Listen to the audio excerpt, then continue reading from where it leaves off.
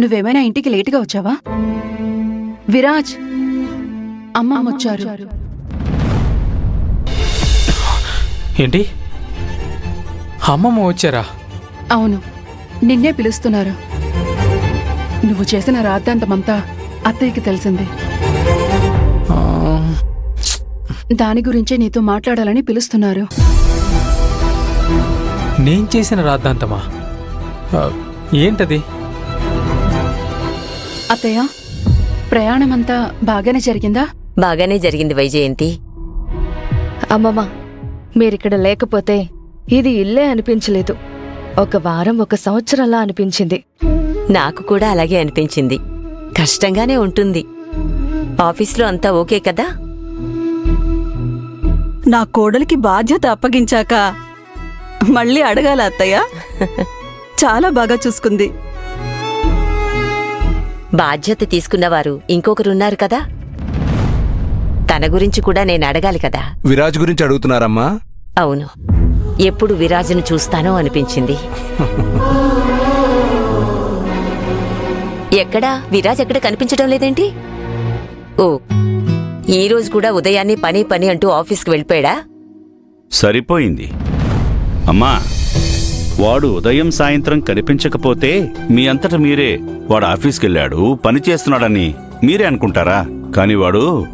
మావయ్య,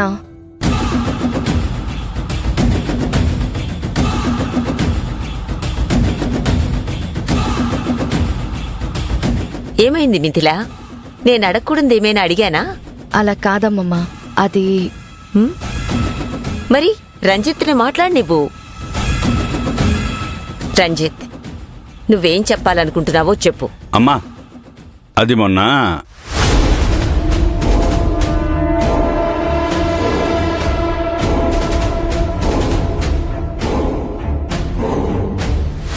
మీరేమో వాడికి బాధ్యత పెంచడానికి, అధికారం ఇవ్వడానికి తాపత్రయపడుతున్నారు.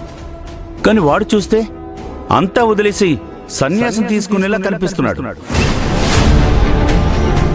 అమ్మా, దీన్ని అంత సీరియస్గా తీసుకోవాల్సిన అవసరం లేదు. సీరియస్గా తీసుకోవలసిన విషయమే. విరాజ్కి పెళ్లి చేయడానికి మిథిల ఎంత తాపత్రయపడుతోందో మీకందరికీ తెలుసు కదా.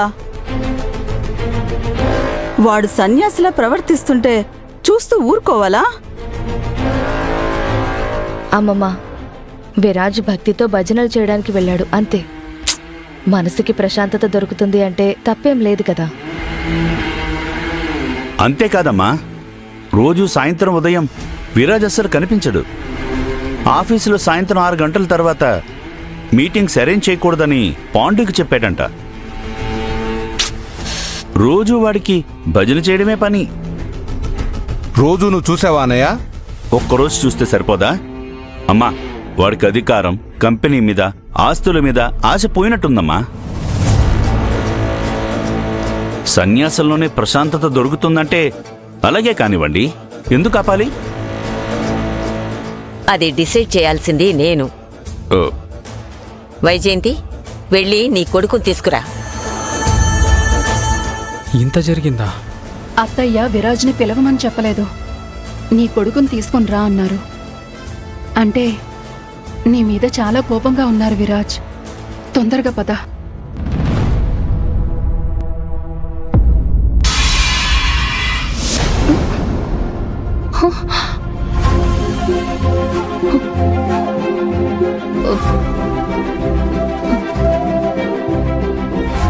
అప్పుడే తెల్లారిపోయిందా?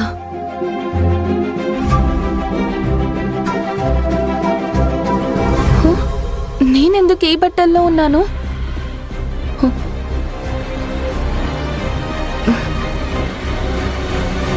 నేను పార్టీలో భోంచేస్తున్నాను కదా, ఇంటికెలా వచ్చాను?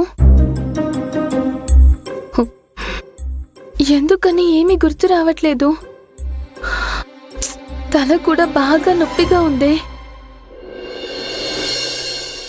మజ్జిగ తాగు, తలనొప్పి పోతుంది. మజ్జిగనా? త్వరగా తాగు. తాగిన హ్యాంగ్ ఓవర్ పోవాలంటే మజ్జిగే తాగాలి. ఏంటి?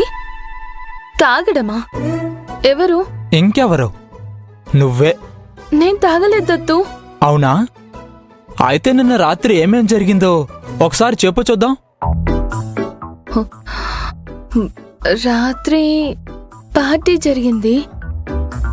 నా వంటలు అందరికీ నచ్చాయి. ఉమ్, నేను ఇంటికి కూడా బయలుదేరాను.